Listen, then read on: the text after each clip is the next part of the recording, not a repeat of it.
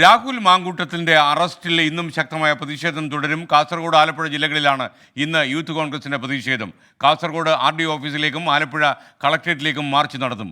ബുധനാഴ്ച യൂത്ത് കോൺഗ്രസ് സംസ്ഥാന കമ്മിറ്റി തിരുവനന്തപുരത്ത് നൈറ്റ് മാർച്ചും പ്രഖ്യാപിച്ചിട്ടുണ്ട്. AV ജയശങ്കർ ചേരുന്നു തിരുവനന്തപുരത്ത് നിന്ന്. Jaishankar, good morning. പറയൂ വിവരങ്ങൾ.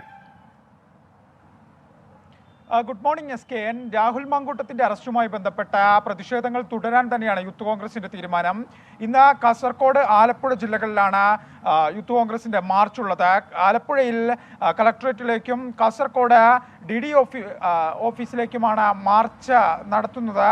ഈ മാർച്ചിൽ കഴിഞ്ഞ ദിവസങ്ങളിൽ ഉണ്ടായ മാർച്ച് പോലെ സമാനമായ രീതിയിൽ വലിയ സംഘർഷ സാധ്യത നിലനിൽക്കുന്നുണ്ട്. കാരണം രാഹുൽ മാങ്കൂട്ടത്തിന്റെ അറസ്റ്റുമായി ബന്ധപ്പെട്ട വലിയ തോതിലുള്ള പ്രതിഷേധം തുടരാൻ തന്നെയാണ് സംഘടനയുടെ തീരുമാനം.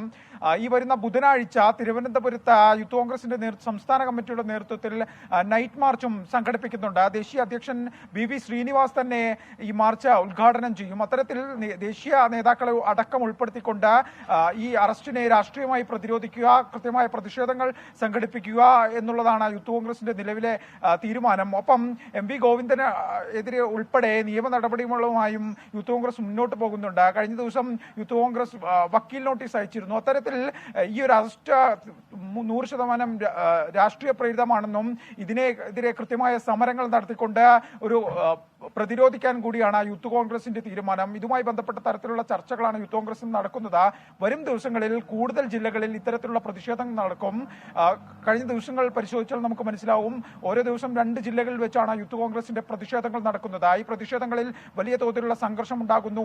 പോലീസിനു നേരെ പ്രവർത്തകർ തിരിയുന്നു. അത്തരമൊരു സാഹചര്യമാണുള്ളത്. എന്തായാലും യൂത്ത് കോൺഗ്രസ് അധ്യക്ഷന്റെ അറസ്റ്റിൽ സംസ്ഥാനത്താകെ വ്യാപക പ്രതിഷേധത്തിനാണ് യൂത്ത് കോൺഗ്രസ് തയ്യാറെടുക്കുന്നത്. വരും ദിവസങ്ങളിലും ജാമ്യം ലഭിക്കുന്നവരെ ഇത് തുടരുക തന്നെ ചെയ്യും. SKN.